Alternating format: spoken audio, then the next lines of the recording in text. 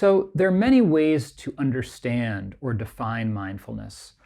One of the broadest definitions that I like, which is based upon an original definition from Jon Kabat-Zinn, who founded mindfulness-based stress reduction. Mindfulness is the process of paying attention to what's happening right now in our own experience in a curious and open way. I'll say that again. Mindfulness is the process of paying attention to what's happening right now in our own experience in a curious and open way. So as we consider that definition, there are two parts to it. One part is awareness. We're paying attention to what's happening right now in our own experience. But paying attention on its own is not enough to be mindful. We can be paying attention to something and still be overwhelmed, confused, flooded, reacting. So mindfulness is a particular kind of paying attention. So on the one hand, there's a sense of awareness. On the other hand, there's balance in the mind. We have some perspective on what we are paying attention to. And this is the part of the definition that I refer to as paying attention in a way that is curious and open. So it's a particular kind of paying attention. It helps us to understand what's happening because we're not getting lost or caught in the particulars or the feelings associated with what's happening. So mindfulness brings us into contact with our experience directly. We're not cutting ourselves off or disengaging. We're very intimate with what it is to be human, but we're not losing ourselves in the experience. We're able to stay balanced, clear, and have perspective on it.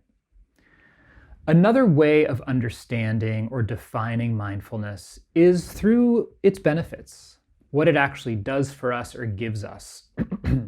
So in this way of understanding mindfulness, we can refer to mindfulness as a form of mental training. It's training, exercise for our mind. It's a form of mental training that does a few things for us. It increases our capacity for focus. It improves resilience to stress, helps us stay regulated and balanced. And it enhances well-being and self-understanding. So I'll say those three benefits again. It increases focus, it improves resilience to stress in regulation, and it enhances well-being and self-understanding. So how does mindfulness do this? That's a tall order to have all of those benefits. So we now understand today some of the ways that mindfulness functions is based on a certain property of the brain and our nervous system, and that is the property of neuroplasticity. Many of you have likely heard of neuroplasticity. This was pioneered by a man named Donald Hebb, sometimes referred to as Hebbsian neuroplasticity. So neuroplasticity is the brain's ability to alter its shape and its function through repeated experience.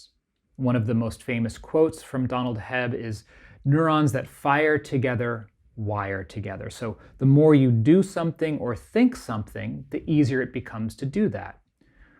One of the ways I like to explain this property of our brains, neuroplasticity, is it's like walking through a field or a meadow. So picture a meadow out in nature, open grass, clear, pristine. Now, if you come to that meadow and you walk through it once, it's not going to leave much of a mark or a trail. But now imagine that you walk through that meadow back and forth on the same path 100 times, 1,000 times. What's going to happen? Well, after walking across the grass so many times, you're going to wear away a path, a track. There's going to be a groove through the meadow. And now anytime someone comes to that meadow, they're going to see that path, and it's much easier to go down that path than to create a new one. So this is one way of understanding how neuroplasticity works in our brains. Every single thought, every emotion, every physical action sends a little current of electricity through our brain, connecting certain neurons with each other. Neurons that fire together, wire together. The more you think or do something, the more that groove gets etched in your mind, and then it becomes easier and easier to do that thing. Now, this has a benefit and also a risk, a danger. Essentially, what it means is that the way we live every day becomes our character. So, if we practice every day being frustrated, impatient, short-tempered, and stressed, we are actively training our brain to get really good at being frustrated, short-tempered, stressed. However, if we practice every day being patient, kind, generous, and present, well, guess what? Our brain is going to get really familiar, really good at being patient, kind, generous, and present. So this is one way that mindfulness works. We engage in certain forms of mental exercise, mental training, that help shift the functioning of our brain in the direction that we want to go in life.